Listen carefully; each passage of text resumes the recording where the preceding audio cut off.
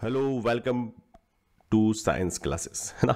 तो साइंस की क्लास है, दूसरी क्लास है और इसमें हम अल्टीमेट प्रश्न की दूसरी जो सीरीज है हमारी, इसमें हम बहुत महत्वपूर्ण सवाल देखने वाले हैं। तो without wasting time let's start. देखो, पहला सवाल है, 1 नैनोमीटर में कितना होता है। तो आपको पता होना चाहिए 1 नैनोमीटर में जो होते हैं 10 की पावर 9 मीटर होते हैं, नैनोमीटर, जिससे दूरी को मेजर किया जाता है। तो ये इसका पहला जवाब सही है, जो हम पहले पढ़ चुके थे वही सवाल रिपीट हुआ है। आपको दूसरा सवाल देखिए, निम्नलिखित एसआई यूनिटों में कौन सी सुमेलित नहीं है। सुमेलित है लिखा है यहां पर, स्मूलित नहीं, सुमेलित मतलब कौन सी, मतलब मिसमैच है, वो देखनी है आपको। कार्य की एसआई यूनिट क्या होती है, जूल होती है, तो ये तो मैच है ना। द्रव्यमान को देखो, दाब और डाइन, चलो ठीक है, ये याद नहीं है, कोई दिक्कत नहीं। द्रव्यमान को किलोग्राम में मेजर करते हैं, ठीक है। बल का मात्रक क्या होता है, न्यूटन होता है। अब देखो एक चीज है, दाब का मात्रक क्या होता है, बार।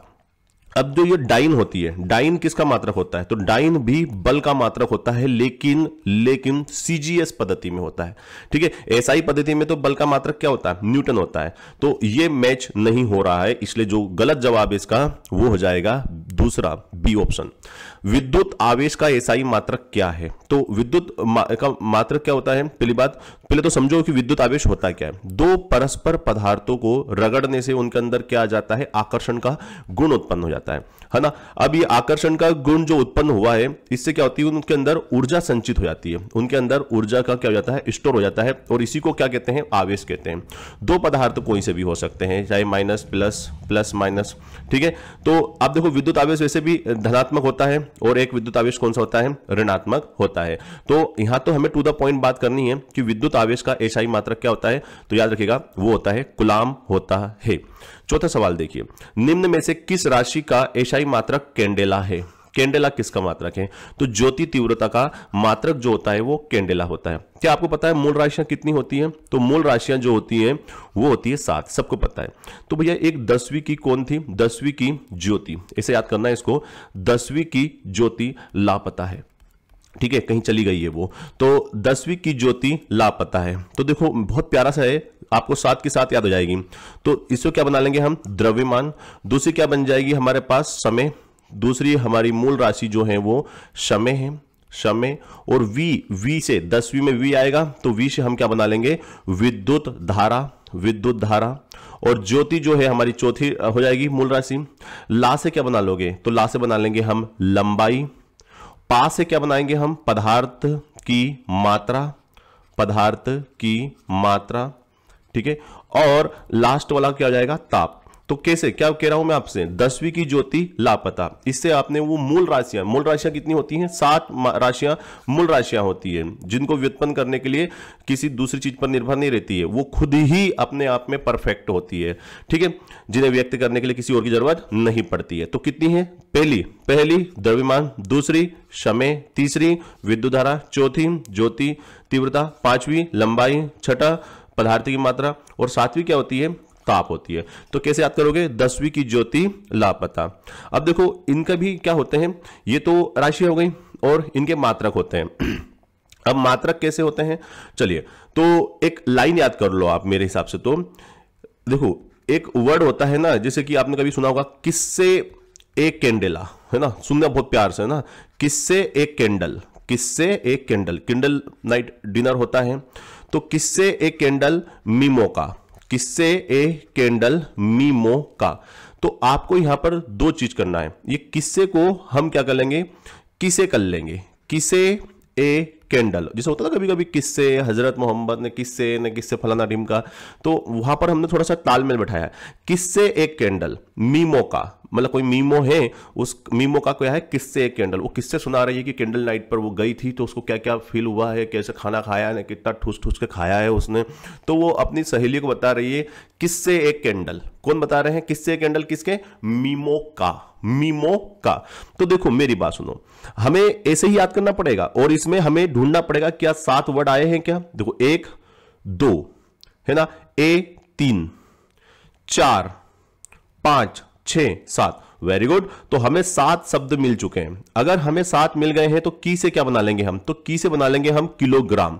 और द्रव्यमान का एसआई पद्धति में मात्रक क्या होता है, किलोग्राम होता है। फिर आया समय, समय का तो मात्रक क्या होता है, किसे को सेकेंड, तो सेकेंड में कर लेंगे कन्वर्ट इसको। विद्युत धारा का मात्रक होता है एम्पियर, तो किससे, ए से क्या बना लेंगे हम, तो ए से बना लेंगे हम एम्पियर।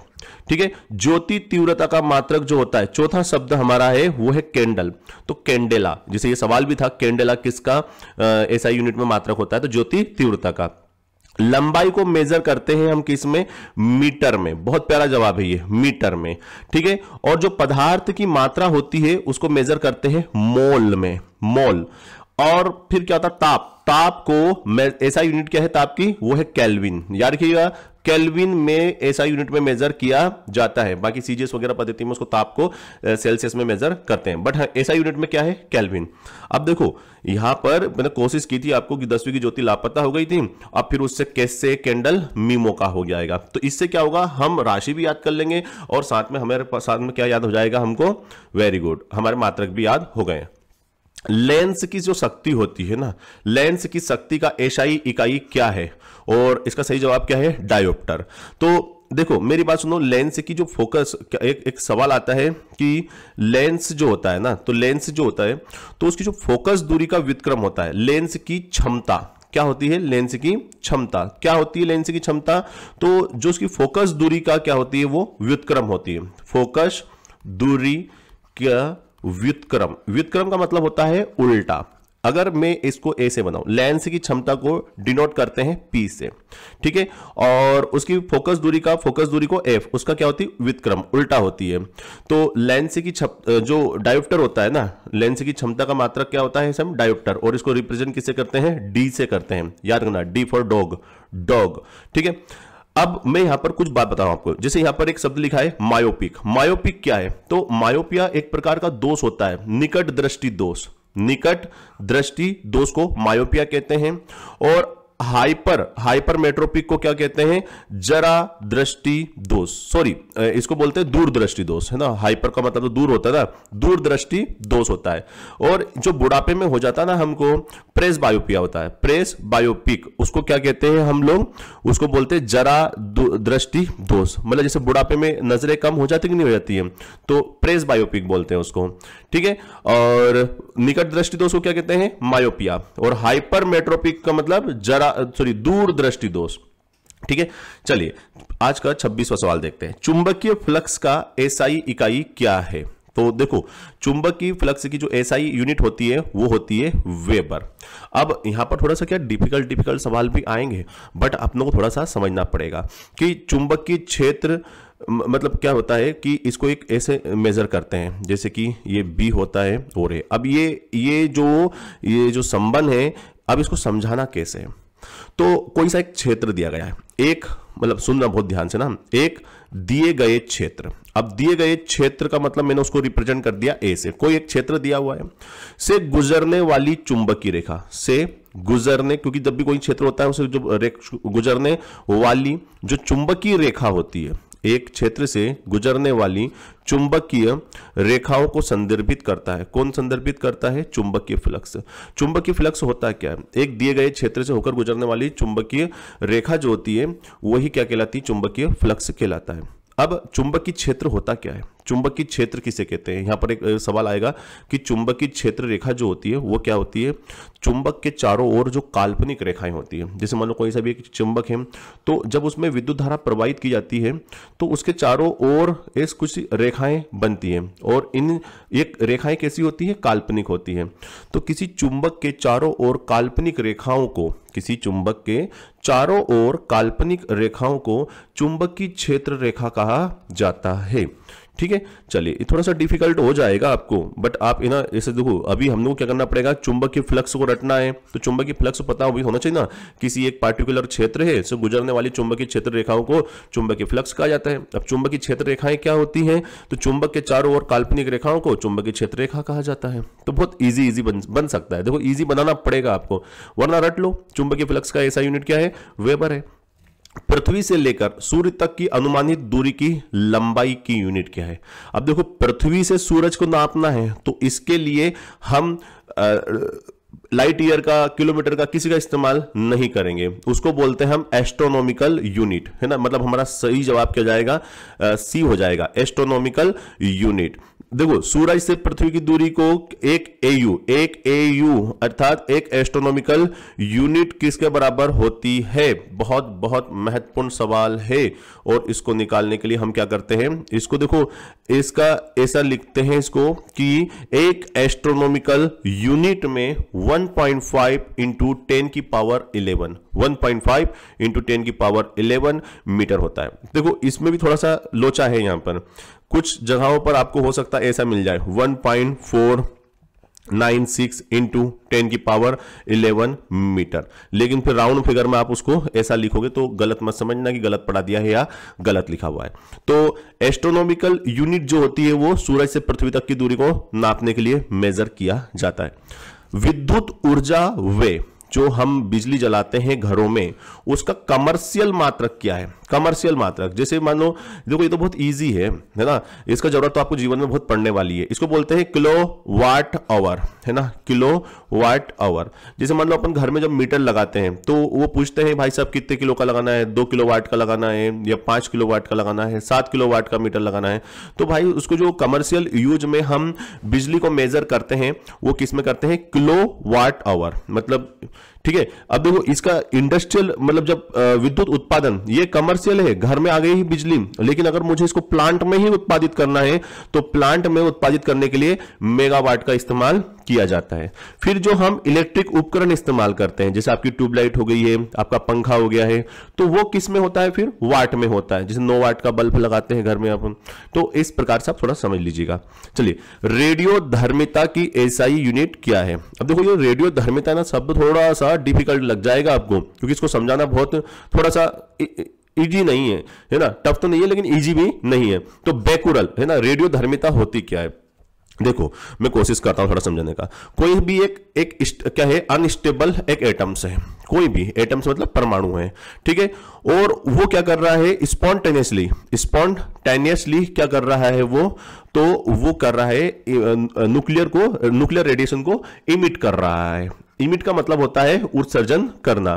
तो any unstable atoms that is spontaneously emit क्या करता है, वो न्यूक्लियर रेडिएशन करता है, इमिट करता है। तो उसी को अपन क्या कहते हैं, रेडियो एक्टिविटी कहा जाता है। तो इसकी यूनिट क्या होती है ना, जो न्यूक्लियर रेडिएशन निकलता है जो एक एटम से, तो उसको रेडियोधर्मिता कहते हैं, रेडियो एक्टिविटी कहते हैं, और उसकी एसआई यूनिट जो होती है वो बेकुरल होती है। आगे रुकेगा, एक सवाल और आएगा अभी तो, है ना। चलो मैं यहां पर डिस्कस ना करके जब वो सवाल आएगा तो ही अपन उसमें अंतर देखेंगे, फिर क्यूरी क्या है उसको बाद में समझेंगे ना। चलिए, हाँ ये लीजिए, आपके कंप्यूटर स्क्रीन पे आ ही चुका है, रेडियोधर्मी पदार्थ। अब देखना, रेडियोधर्मी पदार्थ, रेडियोधर्मिता अलग थी, और रेडियोधर्मी पदार्थ द्वारा उत्सर्जित होने वाले विकिरण की मात्रा को किस पारंपरिक इकाई में मापा जाता है। नापा, ये उल्टा उल्टा हो गया है, नापा जाता है। तो उसकी रेडियोधर्मिता, देखो इससे पहले अपन ने यहां पर क्या देखा था, रेडियोधर्मिता की इकाई देखी थी। अब मैं यहां पर क्या है, रेडियोधर्मी पदार्थ द्वारा उत्सर्जित होने वाले विकिरण की मात्रा को मेजर कर रहे हैं, है ना। जो रेडिएशन है ना, वो रेडिएशन की मात्रा को मेजर करने के लिए कौन सी यूनिट का इस्तेमाल करते हैं, क्यूरी का इस्तेमाल कहते हैं। तो दो सवाल में कंफ्यूज नहीं होना है अपने को। रेडियो एक्टिविटी जो होती है ना, रेडियोधर्मिता, उसका मात्रक क्या होता है, उसका होता है बेकुरल। और जो रेडिएशन है, रेडिएशन की मात्रा को मेजर करना है तुमको, तो उसको आपको क्यूरी में मेजर करना पड़ेगा। और ये प्रीवियस ईयर का सवाल है, सारे प्रीवियस ईयर के सवाल हैं, एक भी मैंने मन से नहीं छापा है। इसका मतलब लेवल आप देख लीजिएगा अपने हिसाब से कि आपकी फिजिक्स कितनी अच्छी थी कि नहीं थी, आपके साइंस में सवाल क्यों गलत हो रहे थे, क्योंकि आप उस लेवल को टच नहीं कर पा रहे होंगे, दैट्स व्हाई। चलिए आगे देखते हैं, भार का एसआई मात्रक क्या होता है। बहुत प्यारा सवाल है, बहुत ही प्यारा। तो देखो इस चीज को समझना पड़ेगा। भार जो होता है, भार, और भार इज इक्वल टू बल, ठीक है। तो अगर बल का एसआई यूनिट में मात्रक क्या होता है, न्यूटन है, तो भार का एसआई यूनिट में मात्रक क्या होता है, न्यूटन होता है। भार, ठीक है, तो भार का मात्रक क्या हो जाएगा, न्यूटन हो जाएगा। चलिए आगे देखते हैं, प्रतिरोध की एसआई पद्धति में इकाई क्या है। प्रतिरोध, है ना। अब देखो प्रतिरोध क्या होता है, रेजिस्टेंस होता है। अब इसको आपने अगर फिजिक्स वाले होंगे तो आपने बचपन में ये इक्वेशन को देखा होगा, ये जो कॉन्सेप्ट है इसको देखा होगा एक बार। तो किसी भी पदार्थ में, मैं पदार्थ तो नहीं बोल सकते हम, कि किसी भी उसमें करंट फ्लो हो रहा है, किसी कोई वायर है, उस वायर के अंदर करंट फ्लो हो रहा है, तो हम क्या करते हैं, जैसे प्रवाहित विद्युत धारा, कोई भी करंट फ्लो हो रहा है तो इसको बोलते हैं प्रवाहित विद्युत धारा। और प्रवाहित विद्युत धारा और उनके बीच के विभवांतर का संबंध होता है। किसी भी वायर में होने वाली प्रवाहित विद्युत धारा और उनके बीच जो विभवांतर लगता है, विभवांतर मतलब V के संबंध को दर्शाता है। कौन दर्शाता है भैया? वो दर्शाने के लिए ये वाली यूनिट होती है, V is equal to I into R।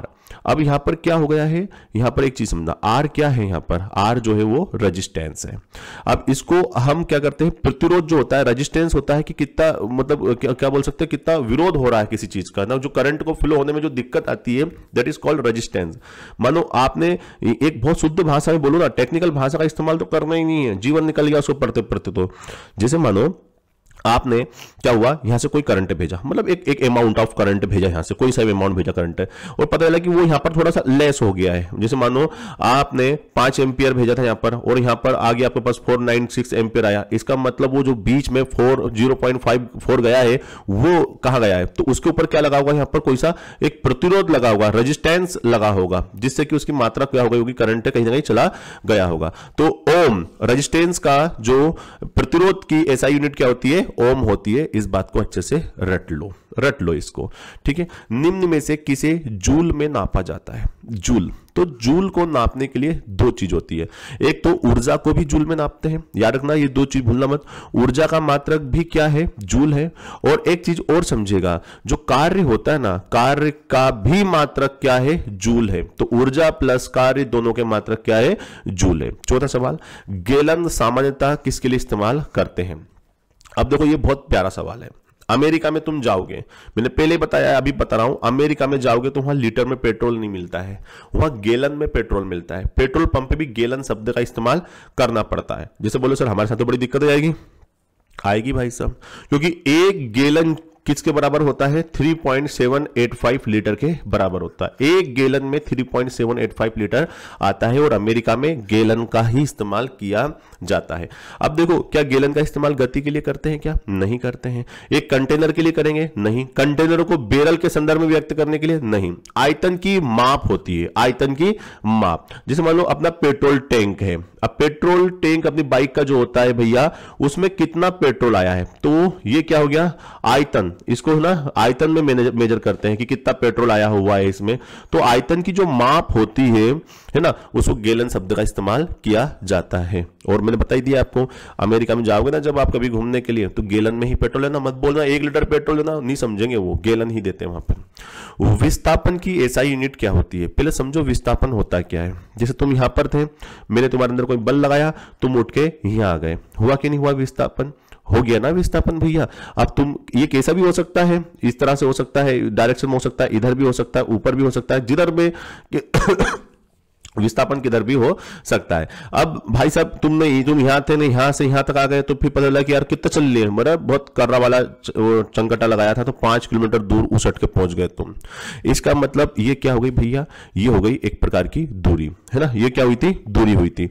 अब हम, ये दूरी हो गई, आपने यहां से यहां तक ट्रेवल किया, तो मतलब दूरी मतलब लंबाई को हम काय में मेजर करते हैं, मीटर में। तो विस्थापन क्या होता है, विस्थापन डिस्प्लेसमेंट होता है, इंग्लिश में क्या बोलते हैं इसके लिए, डिस्प्लेसमेंट, ठीक है। तो डिस्प्लेसमेंट एक तो याद रखना कि विस्थापन कैसी राशि है, सदिश राशि है। आपको बताना पड़ेगा कि आपने किधर जा रहे हो, है ना, दिशा की जरूरत पड़ती है विस्थापन को रिप्रेजेंट करने के लिए। मतलब तुम्हारा पहले से यहां था, यहां आ गए तुम, तो विस्थापन में ये जो दूरी है बीच में, जिसको लंबाई कहेंगे हम, और लंबाई का मात्रक क्या जाएगा, मीटर हो जाएगा। तो विस्थापन का मात्रक भी क्या हो जाएगा, मीटर हो जाएगा। चलिए, बहुत प्यारा सवाल आया है आपके पास। निम्न में से कौन सी सदिश राशि नहीं है? सदिश राशियां कौन सी होती है? वे राशियां जिनको व्यक्त करने के लिए दिशा और परिमाण दोनों की जरूरत पड़ती है। दिशा भी चाहिए और परिमाण भी चाहिए, और ऐसी राशियों को सदिश राशि कहते हैं। विस्थापन के लिए दिशा की जरूरत पड़ती कि नहीं पड़ती? अभी थोड़ी देर पहले ही बोला है ना कि अगर आप विस्थापन हुआ तो बताना पड़ेगा दिशा क्या है। वेग वेलोसिटी के लिए भी दिशा की जरूरत पड़ती है। बल, अगर किसी चीज पर बल लगाया जा रहा है बताना पड़ेगा बल किधर लगाया जा रहा है। लेकिन आयतन जो होता है ना भैया, आयतन के लिए दिशा की जरूरत नहीं पड़ती है। आयतन को बताने के लिए दिशा की जरूरत नहीं पड़ेगी, इसलिए आयतन जो है वो सदिश राशि नहीं है। बाकी ये सारी की सारी कैसी राशियां हैं? सदिश राशियां हैं। किसी पदार्थ की मात्रा को नापने के लिए निम्नलिखित में से किस इकाई का प्रयोग किया जाता है? अब देखो मैंने थोड़ी देर पहले बताया था, आपको क्या बताया था? 10वीं की ज्योति लापता, 10वीं की ज्योति लापता, लापता। तो पा से क्या बनाया था? पदार्थ की मात्रा। फिर हमने नीचे देखा था किस्से, है ना, किस्से ए, किस्से ए क्या बताया था? मो, किस्से ए क्या बताया था हमने? किस्से ए मी मो का, किस्से ए मी मो का। तो कितनी यार, कुछ तो किस्से कुछ तो हुआ ना, अरे कैंडल थी ना बीच में यार, अरे ऐसे कैसे हो सकता है भाई साहब? कैंडल है ना, वो जब 10वीं की ज्योति लापता हुई थी तो किस्से एक कैंडल मो मी का। तो पा से क्या बनाओगे? पा से अपन ने मो देखा था, पा मो, पा मो। मा से क्या कर लिया था हमने? मोल। तो इसका मतलब क्या हो रहा है? किसी पदार्थ की मात्रा को नापने के लिए एसआई यूनिट में किसका इस्तेमाल करते हैं? मोल का। मीटर में किसको नापते बताइए? लंबाई को मीटर में नापते हैं। ज्योति तीव्रता को किस में नापते हैं? तो कैंडेला में नापते हैं। और तापमान के लिए किसका इस्तेमाल किया जाता है? केल्विन का। एसआई पद्धति में तापमान को केल्विन में नापते हैं, याद रखना इस बात को। और मोल को नापने के लिए क्या होती है? पदार्थ की मात्रा को नापने के लिए मोल का इस्तेमाल किया जाता है। आज का अगला सवाल देखते हैं। पारिस्थितिक दाब, एटमॉस्फेरिक प्रेशर जिसे हम बोलते हैं, है ना, एटमॉस्फेरिक प्रेशर को मेजर करने के लिए, देखो प्रेशर है लेकिन कौन सा? पर्यावरण वाला, पारिस्थितिक पर्यावरण जो है ना, एटमॉस्फेरिक प्रेशर होता है, उसको नापने के लिए किसका इस्तेमाल किया जाता है? बार का इस्तेमाल किया जाता है। याद रखना, बहुत महत्वपूर्ण सवाल है ये, बार का इस्तेमाल किया जाता है। कार्य है ना, ओम, पहले देखो ओम को काय में नापा था, अभी थोड़ी देर पहले बताया था मैंने, भैया भूलो मत, है ना। हाँ वेरी गुड, प्रतिरोध को नापने के लिए ओम का इस्तेमाल किया था। ठीक है, तो बार काय के लिए नापते हैं हम? बार को पारिस्थितिक दाब के लिए इस्तेमाल किया जाता है। चलिए अगला सवाल बहुत महत्वपूर्ण है, बहुत महत्वपूर्ण। आपको इसमें से सही सुमेलित नहीं है। कौन सही सुमेलित नहीं है? मतलब आपको मिसमैच ढूंढना है इसमें कि कौन मैच नहीं हो रहा है। लगाओ दिमाग जरा, बहुत कुछ पढ़ लिया अब तो, लगाओ। चलो ठीक है, क्यूसेक बताया होगा मैंने। क्यूसेक क्या होता है? जब भी पानी को छोड़ा जाता है ना, तो उसकी जो प्रवाह की दर होती है, किस प्रवाह से पानी छोड़ा जा रहा है, उसको मेजर करने के लिए किसका इस्तेमाल करते हैं? क्यूसेक। कंप्यूटर में एक शब्द होता है बाइट। कंप्यूटर के जो भी हमारा डेटा होता है ना, जैसे कि अपन बात करते हैं कि जो आपकी स्पीड मिलती है ना, MBPS होता है, आप पढ़ते होंगे ये। तो सबसे छोटी यूनिट जो होती है ना, वो मतलब कंप्यूटर में एक शब्द का इस्तेमाल करते हैं बाइट। बाइट का इस्तेमाल करते हैं, बाइट, बीट, किलोबाइट, फिर मेगाबाइट, है ना, टेराबाइट। तो इस प्रकार से कंप्यूटर में बाइट का इस्तेमाल किया जाता है। भूकंप जो आता है, तो भूकंप की तीव्रता को रिएक्टर पैमाने पर नापा जाता है, ये सही है ना। रिएक्टर पैमाने पर नापते हैं भूकंप की तीव्रता को। तो 3 तो मैच हो गए, इसका मतलब जवाब तुम्हारा डी हो गया। अभी थोड़ी देर पहले बताया था बार किसके लिए इस्तेमाल किया जाते हैं? एटमॉस्फेरिक प्रेशर के लिए। एटमॉस्फेरिक मतलब पारिस्थितिक वायु दाब के लिए, दबाव के लिए, है ना, काय का इस्तेमाल करते हैं? बार का इस्तेमाल करते हैं। और ताप का ऐसा यूनिट में मात्रक क्या होता है? केल्विन, है ना, केल्विन। ताप को मेजर करते हैं केल्विन में। तो इस चीज को समझो, ये मैच नहीं हो रहा था, तो अपना ऑप्शन डी हो जाएगा। चलिए लास्ट सवाल देखते हैं। निम्न में से किस युग्म की इकाइयां समान नहीं होती है? बहुत प्यारा सवाल है। देखो किसकी नहीं है, इधर देखो, चाल और वेग दोनों बराबर है, क्योंकि दोनों का मात्रक क्या होता है? मीटर प्रति सेकंड। चाल को भी हम मीटर प्रति सेकंड में नापते हैं और वेग को भी मीटर प्रति सेकंड में नापते हैं। कार्य और ऊर्जा, मैंने अभी थोड़ी देर पहले बताया था, कार्य और ऊर्जा का मात्रक होता है जूल। कार्य का भी और ऊर्जा का भी, मतलब समान इकाई की बात कर रहे हैं। जैसे दूरी आप ट्रेवल कर लो, कितनी दूरी चले आप, तो दूरी को व्यक्त करने के लिए मीटर का इस्तेमाल करते हैं। और विस्थापन अभी पढ़ा अपन थोड़ी देर पहले, तो विस्थापन के लिए भी मीटर का इस्तेमाल करते हैं। तो दूरी और विस्थापन का मीटर जो है वो दूरी और विस्थापन का जो मात्रक होता है, इकाई जो होती है, यूनिट जो होती है, वो मीटर ही होता है। बल बल को हम काय में करते हैं, तो बल को हम अगर सीजीएस की बात करें डाइन में और एसआई में न्यूटन में। और दाब के लिए किसका इस्तेमाल करते हैं, अभी थोड़ी देर पहले बोला दाब के लिए बार का इस्तेमाल करते हैं, और बल के लिए अगर मैं एसआई की बात करूं न्यूटन की। तो दोनों मैच हो रहे हैं क्या, ये दोनों मैच नहीं हो रहे हैं भाई साहब। और ये तो ढूंढना था अपने को कौन मैच नहीं हो रहा है। दूरी और विस्थापन का मात्रक सेम है, रट्टा मान लेना, कार्य और ऊर्जा का मात्रक भी सेम है, चाल और वेग का मात्रक भी सेम है, बट बल का न्यूटन होता है और दाब का बार होता है, तो सेम कहां से हुए हैं। तो ऑप्शन लगा दो, और क्या इतना सोच क्यों रहे हो, डी लगा दो। जय हिंद जय भारत। चलो ये थे आज के महत्वपूर्ण 20 सवाल। आई होप आपको अच्छे लगे होंगे। Thank you very much for the discussion. जय हिंद जय भारत, वंदे मातरम, बाय बाय।